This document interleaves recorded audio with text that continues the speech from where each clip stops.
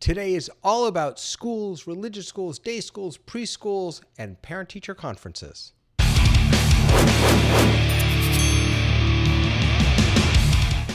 Hey everybody, welcome to Torah Tech Tips. I'm David Paskin, and I'm here to share with you some great tech for your great Torah or whatever Torah, whatever content you're sharing. So today I wanted to talk a little bit about an experience that I had last week when we did parent-teacher conferences here at Temple Sinai, at Gan Sinai, at our preschool. And I want to specifically share with you how we used Zoom to allow all of our parents to participate, even if they couldn't come on site. We, of course, really wanted to encourage our parents to come on site, but we know that many people are working and they just can't get away. So we made Zoom an option also. And so I want to share with you how I structured it and what it looked like for them and for us. So let's jump into demo mode so I can, oh, that was the wrong button. Sorry. Let me click over here so we get on the right screen. There we go. All right. So this is, I've got a Zoom meeting open here. And you can see it's just showing my screen now. I've opened up breakout rooms. So actually, before I even do the breakout rooms, the way this was structured is there was the main meeting room, which is where I was throughout the day. And then I had up on the screen, let me see if I can show it to you. I think I'm going to be muted here, but let's see if I can do that.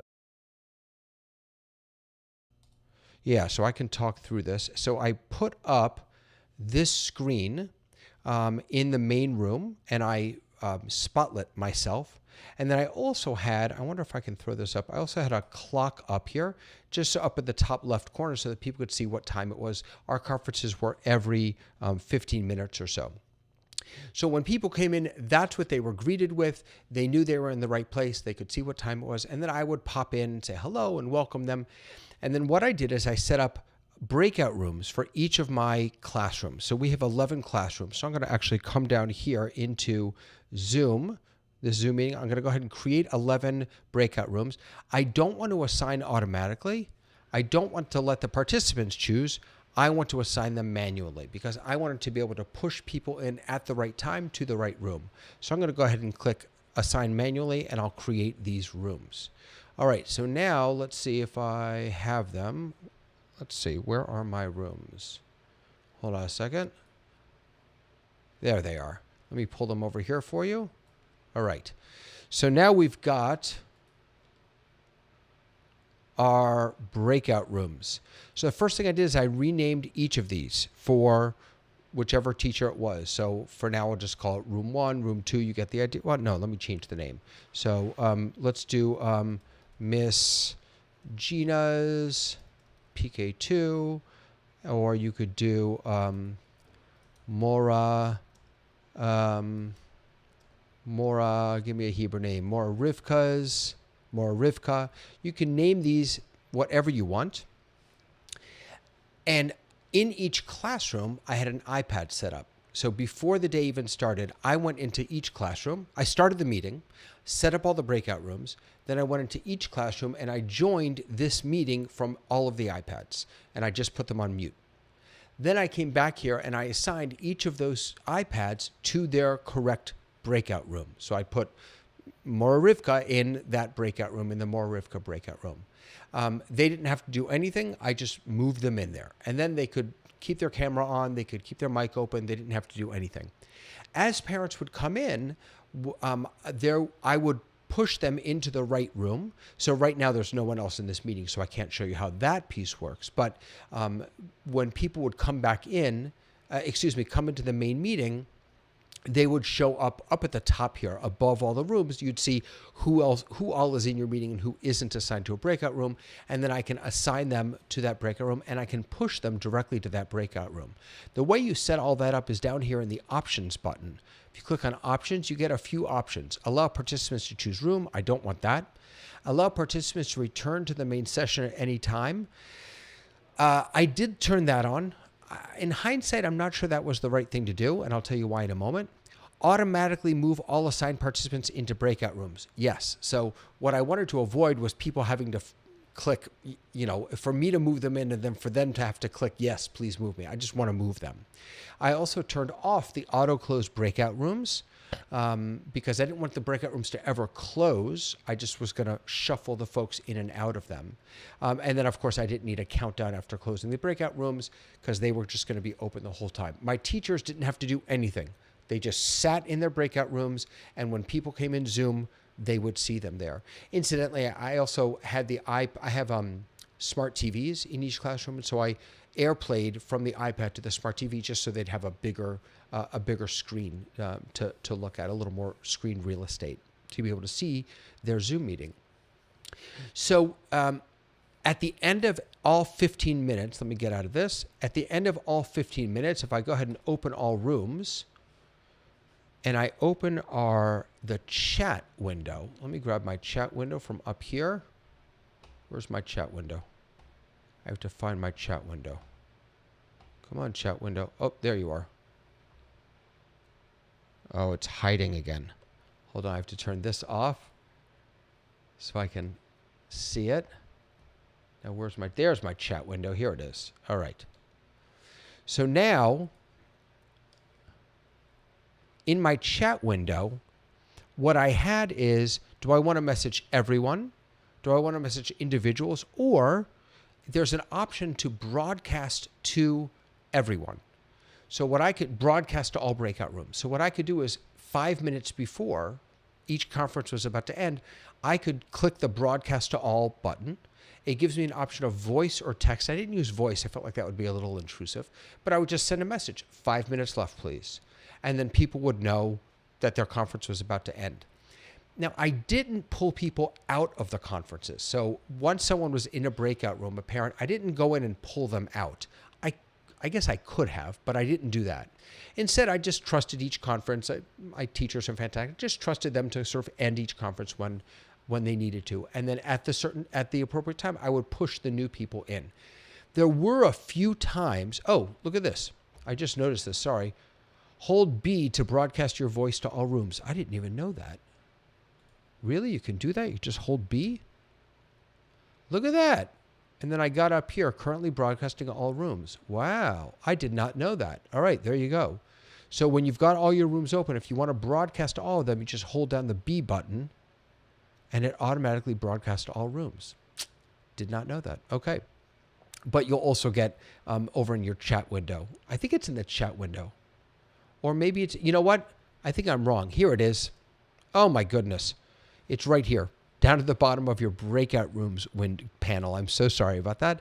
You get the broadcast button, and then you can see broadcast voice or broadcast message. So I did broadcast message. It brings up a little text field, and then you can say 5 minutes left.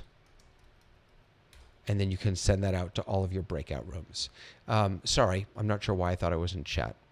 Probably because that's what I was doing. I was chatting with them. So that's right down here at broadcast. But this hold B to broadcast your voice, that's kind of cool. I didn't know that existed. So here was the one problem I ran into. When conferences would run over, so a parent is in a room and they're doing their conference, but they're not done yet, and I push a new parent in. The new parent sees that they're still talking, doesn't want to intrude, and so then leaves that breakout room. And you'll remember that the reason they're able to leave that breakout room, I have to close these to show it to you, is that down here in the options, I set allow participants to return to the main session every time. So they can just click on a button and come back to the main session. Here's the problem. The problem is that when someone leaves a breakout room without the breakout room being closed, they sort of end up in what looks to me like a bit of a limbo state in Zoom. You can still see their name under the room that they're in. So let me actually, you know what, let's see here. I'm going to join one of these rooms so that we can see what this, I don't know if this will actually work. Let's try it. I'm going to join Miss Gina's PK2 room. So since I'm the host, I'm not sure this will actually work, but so you've got the leave room button down here. Now I have more options, obviously, but anybody will have the leave breakout room option. And when they click leave breakout room, it'll bring them back to the main session. But here's what's interesting. What's interesting is that, again, they end up in this sort of limbo state. So when you are in a breakout room, when someone's in a breakout room, your name shows up underneath that breakout room in dark white, just like the title of the room, but not in bold. When you come back from a breakout room, you're still there, but you're sort of grayed out. Now, I could then move you from there to any other room, but what I can't do is put you back into the same room you just came from. That was my big dilemma, right? Because I would have parents go in, they'd see other conferences happening, they'd pop out because they don't want to intrude, and then I want to push them back in, but I can't. What you have to do is move them to another room, and then you can switch them back to the original room. I don't quite understand why that's the way it's built. So what I would do next time is I would have one of my rooms, I'd have an additional room, and maybe I'd call it transition or something like that. So that, and no one has to be in there. And what I can do is I can move them into that room, and then as soon as they get in there, I can immediately move them in to the appropriate room that they're in.